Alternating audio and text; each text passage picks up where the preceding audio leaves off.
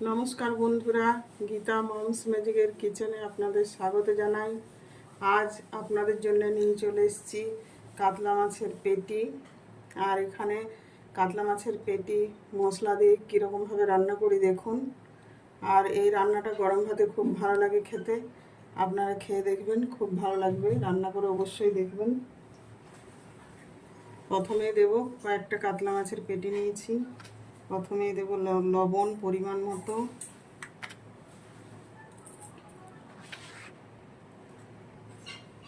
তারপর দেব হলুদ পরিমাণ মতো,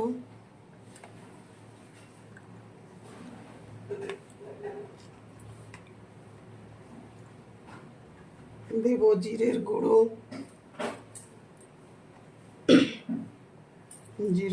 দেব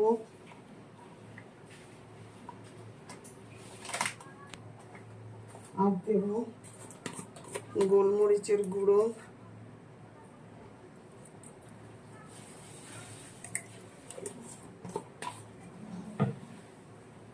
আর দেব লেবুর রস। অর্ধেকটা লেবুর রস দিলাম।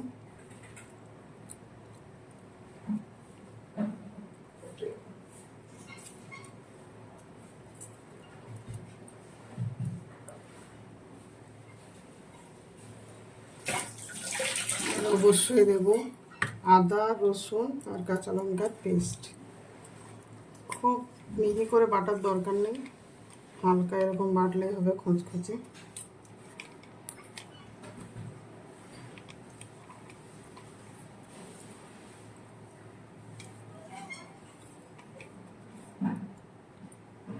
তারপর এগুলো ম্যারিনেট করে নেব।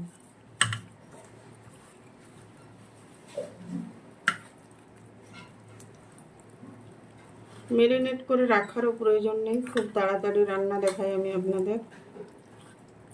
রাখার প্রয়োজন নেই, অনেকে রাখে অনেকক্ষণ, কিন্তু রাখার প্রয়োজন নেই। তবে আমরা একটা জিনিস করব, এই যে ভাজাটা করব সেটা কিন্তু সিম আঁচে হবে। হয়তো অনেকক্ষণ টাইম লাগবে, 30 মিনিট হয়তো টাইম লাগবে, কিন্তু আমরা সিম আঁচেই করবো, হাই আঁচে কোনোভাবে করবো না, তবেই খেতে টেস্ট হবে। দেখুন পুরো সব মাছে মশলা নুন হলুদ ভালো করে মেখে নিয়েছি।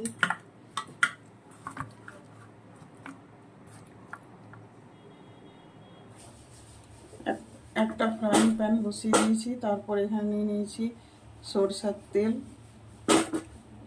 গ্যাস কিন্তু আমি সিম আঁচেই রেখেছি, সিম আঁচেই থাকবে গ্যাস সবসময়। হ্যাঁ, এরপর আমি ম্যারিনেট করা মাছগুলোকে দিয়ে দেব।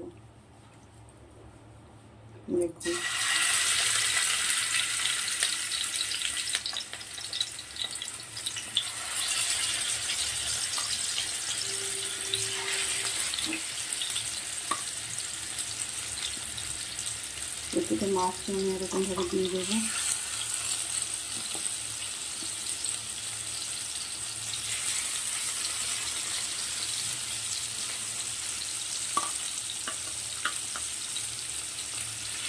এগুলো আপনাদের যে পেটির মাছে করতে হবে তা কিন্তু নয়, আপনারা বাজার মাছও নিতে পারেন।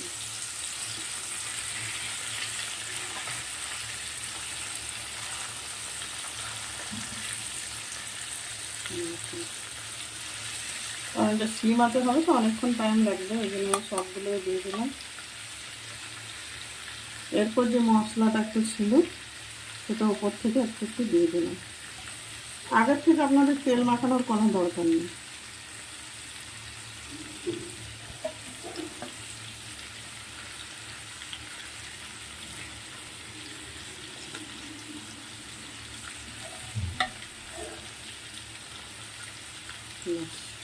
এ হতে থাকবে, কোনো ঢাকা দেওয়ারও দরকার নেই, এরকমই হবে। এই যে দেখুন 20 মিনিট পর এসছি। এরপর 20 মিনিট পর সিম আঁচেই কিন্তু আমার হচ্ছে, হাই আঁচ করিনি আমি। এই 20 মিনিট পর এগুলোকে আস্তে আস্তে উল্টে দেবো।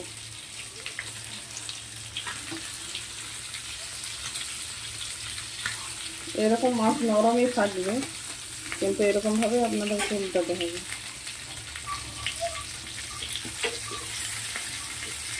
কোনোটা লেগে যাবে, ছেড়ে যাবে, তাতেও কিন্তু কোনো প্রবলেম নেই।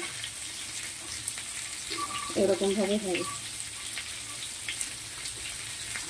আমি যেমন একসঙ্গে অনেকগুলো দিয়ে দিয়েছি অনেক টাইম লাগে বলে, কিন্তু আপনারা কম কম করেও করতে পারেন।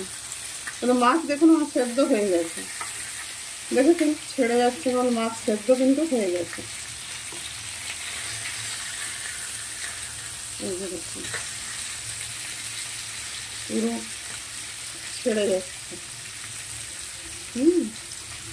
মাছ আমার সেদ্ধ হয়ে গেছে।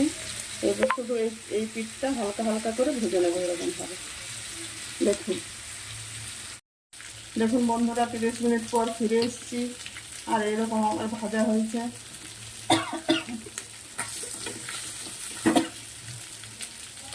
দেখুন ভাজা হয়ে এসছে।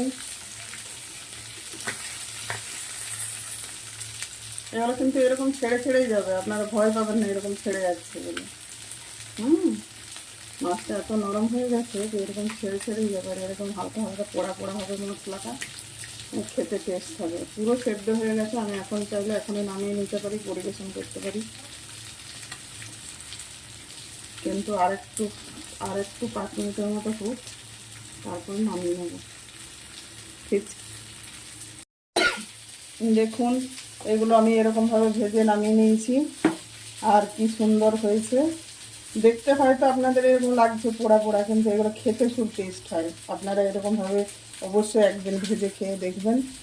কাতলা মাছ নিয়ে আসলে, কাতলা মাছের বিশেষ করে হয় পেটিতে সব থেকে ভালো হয়।